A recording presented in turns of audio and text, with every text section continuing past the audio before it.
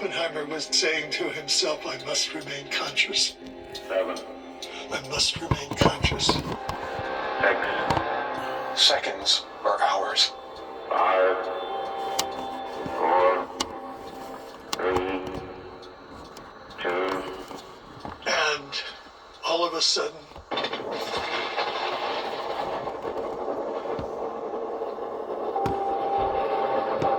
the whole place lit up. That was a clip from the documentary titled To End All War, Oppenheimer and the Atomic Bomb, produced by NBC News Studios, which aired on MSNBC last night. The anniversary of that fateful, successful test in 1945. The documentary is now streaming on Peacock, and next Friday is the premiere of Oppenheimer, an extraordinary film I got an opportunity to see in IMAX. It was just breathtaking, unlike any other movie I think I've seen, as far as just completely absorbing the viewer into the movie experience. It's a new blockbuster film by Christopher Nolan, has a stellar ensemble cast, and takes a look at the complicated man behind this pivotal moment in history. Here now is a debut of an exclusive behind-the-scenes look at the making of Oppenheimer. This is a national emergency. Our work here will ensure a peace mankind has never seen. The world will remember this day.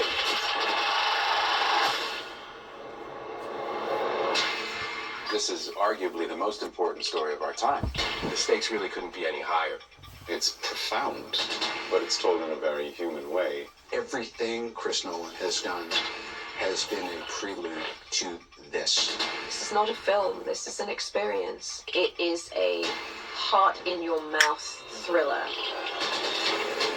I've been interested in Oppenheimer's story for a long time. At some point, I learned this key piece of information that in the lead up to the Trinity test, they were dealing with the very small possibility that when they pushed that button, they would set fire to the atmosphere of the Earth and destroy the entire planet. And yet, they pushed that button. I think people don't really understand or realize the significance of just exactly what our ancestors was going through during the time that they was going through it, pertaining to how serious that this really was. I mean, whenever all hands on deck had to become to the civilian life here in the United States, to the point that everybody was militarily minded in either helping design proper bedding and clothing for the soldiers, or those that was going from where I live here in Northwest Tennessee to Milan Arsenal and helping to build bombs.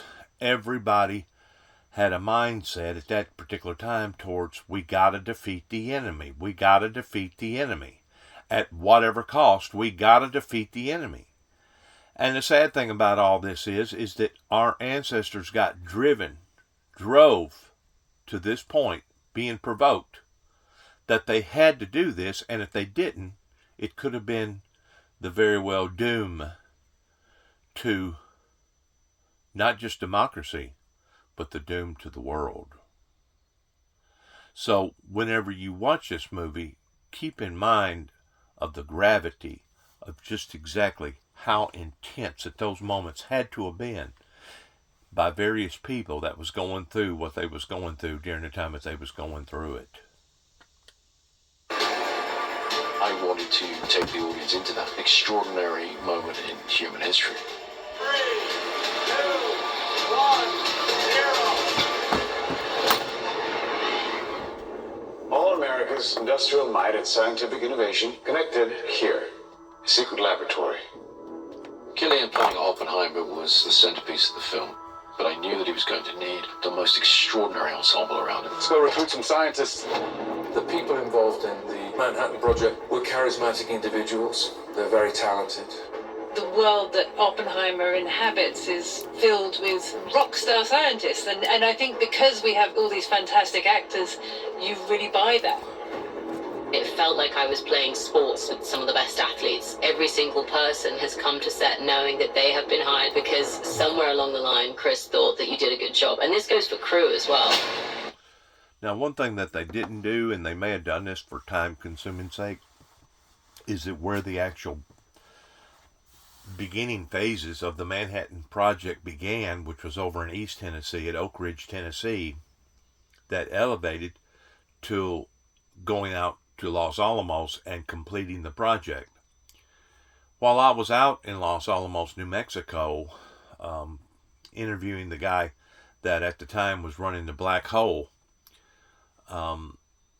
it was an intense moment because you seen signs everywhere towards areas that you wasn't allowed to go into. You seen signs everywhere that told you no filming is allowed, and if they catch you filming or documenting stuff, that your camera or your device is liable to be taken from you.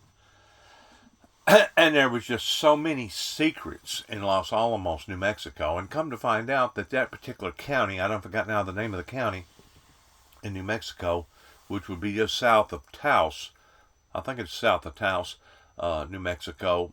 Come to find out that that county was one of the richest counties in the United States, and that's compared to Long Island and compared to places out in California because of the money, labor, with so many people involved in that particular laboratory, that they actually stored more money in that county than just about any other county in the country because of the payroll. And it was just remarkable in how secretive that everything was. And to be quite frank with you, whenever I first got to Los Alamos, New Mexico, I actually got an eerie feeling because of the spirituality of me being so spiritual. I actually felt like that I was in the presence of, how can I put it, the presence of intellectual beings, to the point that they could almost read my mind. They could almost know where I was going to go, what I was doing, and I don't know, there may have been cameras on me from the time that I come into that area, from the time that I left. I did wind up going into Taos. I did wind up going on up into Angel Fire and Eagle's Nest, and they call it the Enchanted Circle up there.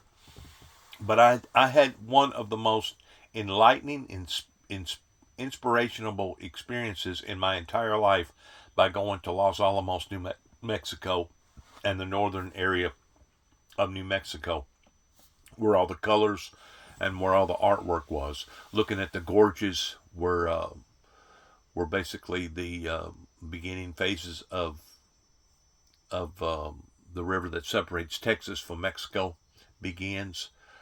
Going to various tribes, talking to various people, looking at their lifestyle and how they lived. I stayed basically in Santa Fe, New Mexico for right around 6 weeks. And then I stayed a couple nights in Albuquerque. I didn't think too much of Albuquerque, though I loved their artwork and I loved their imagery in what that they tried to promote. But deep down inside, pertaining to the homelessness and the drug lords and etc., Albuquerque, New Mexico is probably one of the most disturbed cities that is not talked about because they don't want to air a lot of their dirty laundry. You keep in mind that New Mexico is basically right in the center, to where they get all the flow coming out of Mexico. They get the flow coming from the West Coast to the East Coast, to the East Coast, back to the West Coast on I-40, plus all the stuff that goes on north from there, which would be up towards Colorado Springs and Denver, Colorado. So they're locked into a area, transited into an area that is prone of having a lot of horrible people and horrible things happening there. And because of it, they want to keep things under the rug. They want to keep things out of sight, out of mind. They don't like to talk about the problems that that New Mexico has been having to deal with now for the past 30 plus years. Because by and large, they have been attacked from all sides. From all sides, pertaining to drug activity, drug lords, and gangs, and etc. I think in total, at the time whenever I was there, they had something like right at 50 different tribal groups that lived in New Mexico, including the Spanish. You could go into some of the towns, and it would be predominantly Spanish people. Matter of fact, if you couldn't speak Spanish, you probably had a problem in being able to identify toward what those people were saying and what they intended to mean whenever they said what they said. But by and large, I found the Spanish people to be just as likable and just as friendly, as probably more so than I did the Indian people up in those areas.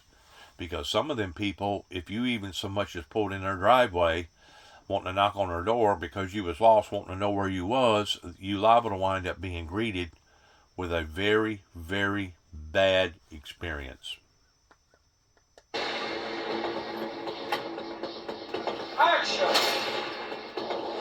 My preference is to always do things in camera as much as possible. It sets a big challenge for every department to actually bring the reality of a thing there for the actors. Every crew member on this film has to adjust their work for the IMAX screen. IMAX can contain 18K resolution per frame, which is by far more than any digital camera. It gets thrown up on a gigantic screen, and the moment you watch it, it's very evident. The quality is unprecedented. This is a story of America in the 20th century, so I think it can be painted on that big of a canvas, and what better way to do that but with IMAX cameras. Why would we go to the middle of nowhere for who knows how long? I always try to use real locations as much as possible. With location shooting or sets, the more things can just be real, the better they're going to feel to the audience. There's almost no studio work on this film. Everything is location. The sets were built in such a way that they felt incredibly authentic. We built our Los Alamos at Ghost Ranch, New Mexico, which is along the same mountain range that Los Alamos proper sits on. This was very important, and I based all of this on research. We built all of these buildings 360. We wanted to feel like you are right there, you are in this is happening, this is real. This isn't a backlot. It's just the most transporting thing, you know, when you're there and it just looks exactly like Los Alamos 1940s must have looked, and you know that no detail has been overlooked. You know, we also shot in a huge amount of the real locations. We shot in Oppenheimer's house, in Los Alamos. We shot in Princeton. Walking through Princeton, it's really very funny because people, you know, they're walking around, they go. Shooting those scenes, playing the characters who really had versions of these events happen there, you just get a real charge out of it, you know? This is a matter of life and death. But I can perform this miracle. When you do Chris's movies, things that when you read a script you normally would think would be visual effects, you know that you're going to be doing this stuff practically. They had to film the world of quantum physics. Their whole unit was one big science project. I was daily very jealous. It's kind of back to the old days. We did a lot of experimentation. They came up with some very interesting analog methods of how to approach this, all of which was leading to the Trinity test, which had to feel nightmarish and terrifying in a way that computer graphics never really is. We were able to get into the finished film, to me, is extraordinarily beautiful, but also very frightening. Working with this whole team was such a great camaraderie, and with the commonality of we are going to get this in camera. I love Chris's dedication to that. It really speaks to Chris and the way he directs. All of the energy goes around the camera. Like, we're all here to do the same thing. Chris makes films for theaters, for movie-going audiences. You know, so you want to see that as it's designed to be seen. Watching this very different sort of film on that big screen, it sort of makes you gasp. You're right in their experience. This is, I think, a definitive moment in the history of modern filmmaking. do yourself a favor and go see this on as big a screen as you can. The sound design and the score and the emotionality of it, this is an unforgettable, unmissable experience in a theatre. You're the man who gave them the power to destroy themselves. We made Oppenheimer on the largest scale possible because the idea is to come and experience this. His story is monumental and epic and extraordinary. It really has to be seen on the big screen to be believed.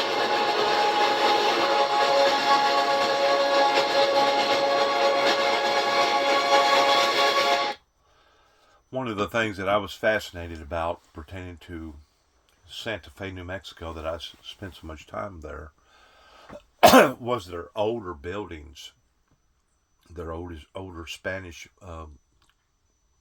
religious buildings that goes all the way back to, I guess, the 1400s.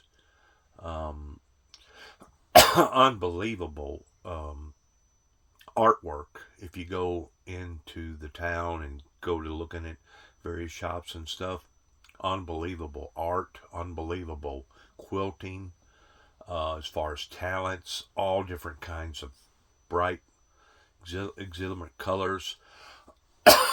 And while I was there, I actually got the feel of Los Alamos very closely, working with St. Elizabeth shelter there that I was staying at for about 6 weeks. I went and noticed that there was all kinds of businesses set up for artists. You would find one building that may have 40 or 50 classes in that one building, and you go to another building and have classes over there pertaining to art. And come to find out that New Mexico is one of the most favorite places for all artists all over the world of going to, because of the elaborate colors where the sun hits the rock just right and it glares off to the canvas, and also their air balloon deal that they had going on that I didn't get to actually see. I left the day that the air balloon was supposed to have participated in. That I've been told that in and of itself is a breathtaking event to go to, towards watching all the big balloons go up into the atmosphere. There was more things about New Mexico and me staying up there all summer. There was more things that I was intrigued and I liked about than it was things that I didn't like. The people seemed to be very honest. They was very professional. Those that I spoke with, I even went to the Capitol and got to see a lot of their artwork and stuff. And out of all the capitals that I've been to all over America, that was actually one of the friendliest. Even though they knowed who I was because of my background, they greeted me with all open arms. They sat and they talked to me about various historical cultures and stuff that was on the walls. And I just felt a very, very warm feeling whenever I was in New Mexico. I guess one of the worst feelings that I've gotten in a Capitol building was either the one in Kentucky versus the one in California versus the one down in Florida. Between those three, I got a very, very bad reception. The one in New Orleans, that was kind of a mixed deception. In a way, they kind of liked me, but in another way, they kind of didn't. They was kind of standoffish from me. In New Orleans, I say New Orleans, Louisiana. I was up towards where Jimmy Swaggart's ministry was at the time, whenever I actually went into the Capitol up there. But I've been into, capitals in Texas, capitals in California, capitals in Colorado. I've been in a lot of different capitals, and the one that I find more favorable that treated me the nicest, that greeted me with all open arms, was the one in New Mexico. And you can take that for face value for what it's worth, but I found that those people was very, very different. They had a different concept and what their goals was, and their whole demeanor, to me, brought back the trueness of America pertaining to the way the old West, the old America used to be. And you can tell that in their art. You can tell that in their pottery. You can tell that in some of the clothing and the rugs and the bed linens and etc. You can tell what they express by seeing what they've made.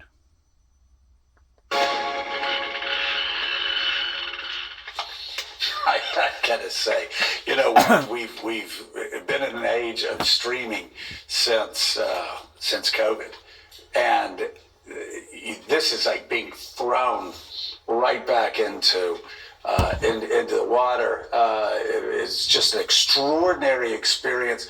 And seeing it in IMAX, I don't usually see things in IMAX. My kids are always saying, "Dad, you've got to see this or that in IMAX." I'll just stream it at home. But the experience takes you in. There's one moment that I'm fixated on where you have a pilot, an American pilot who was flying, and he said he looked up and there was a German shooting V-2 rockets, and you see the V-2 rockets going overhead, and you actually feel it from the back of the theater moving forward, and you feel it behind you before you see it up on the screen. If you have the opportunity to watch this in an IMAX theater, and I've been a massive fan of movies in movie theaters my entire life. I can tell you this is an experience unlike any other that you have seen so far. I think it's going to be revolutionary in the development of film making, especially in theaters. I had a chance to sit down with director Christopher Nolan, as well as the stars of the movie, Cillian Murphy, Matt Damon, Emily Blunt, and Robert Downey Jr. You can see those conversations about the film and the man called the father of the atomic bomb, and a new special. It's going to be Monday at 8 p.m. Eastern, right here on MSNBC. And coming up next, we're going to be joined by the stars of the new musical Rock and Roll Man. One other thing I'd like to bring out pertaining to some of my ventures. While I was in Oklahoma City, Oklahoma, doing my studies out there, the feeling that I got in the Capitol in there was a very, very inspirational feeling pertaining to their art and their history. But I also got mixed emotions between some of them that was freaked out about me because they'd already done heard about me, and some of them that actually embraced me. Going back to New Mexico, pertaining to the Rio Grande Gorge, way up north of Mexico, New Mexico, I just couldn't believe that the gorge was as deep as what it was, and how frightening living up in those areas that it can be towards seeing people. You're out in the middle of the country, there's nobody around, all of a sudden a vehicle pulls up, two guys and a girl gets out, and they strip off all their clothes right in front of you, and they jump off into the water, and they have a bathing session or a recreation session right in front of you. Then they get out and they put the clothes back on and get back in their vehicle and they leave. But what I'm talking about as far as it being dangerous is that you could be in an area like that, and the waters be calm, and all of a sudden, depending upon what was going on up in the hills, it could actually turn into a raging river. And if you wasn't quick enough to figure out what was going on towards grabbing up everything and getting out of there, you're liable to wind up getting your automobile washed downstream, or you yourself is liable to wind up getting washed downstream, because these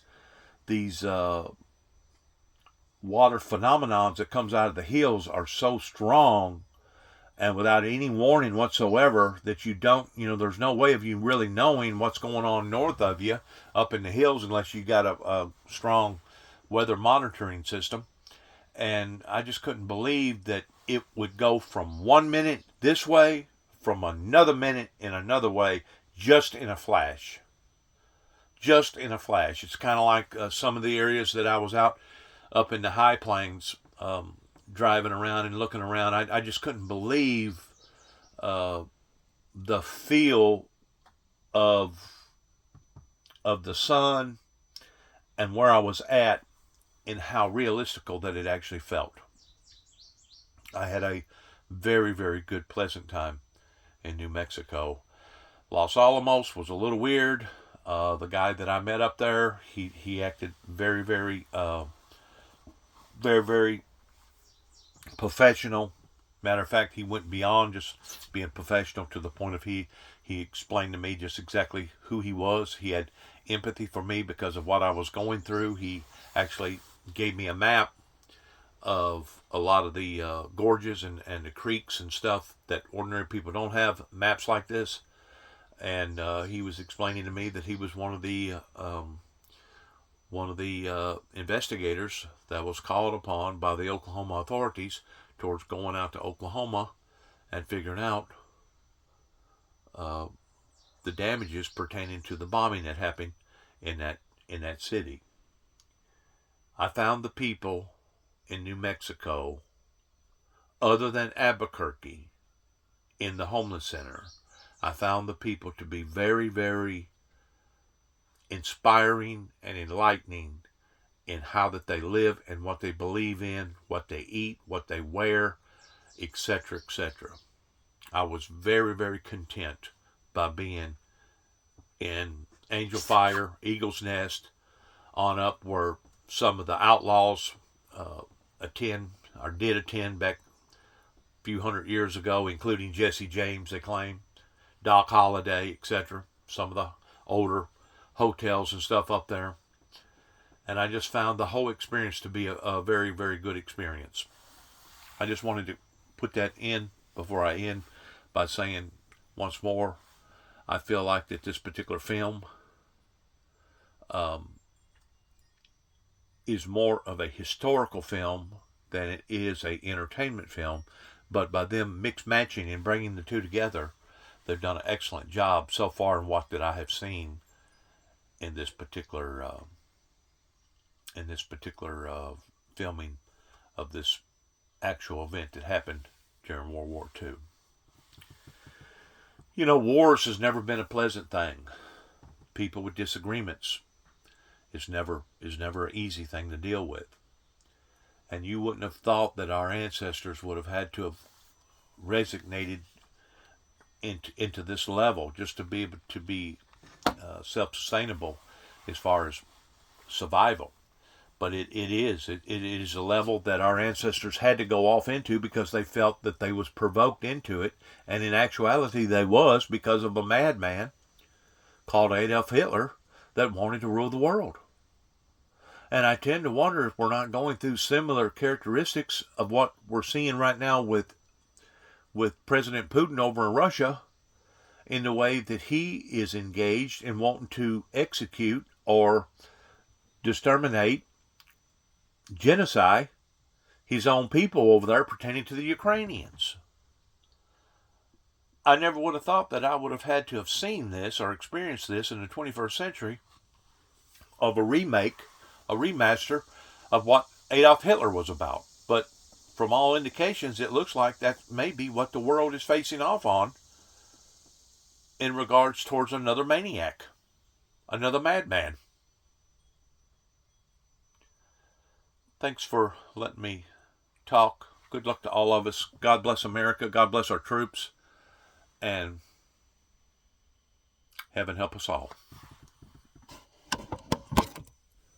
Especially if this has to get out of hand again the way that it almost did during World War II. God bless.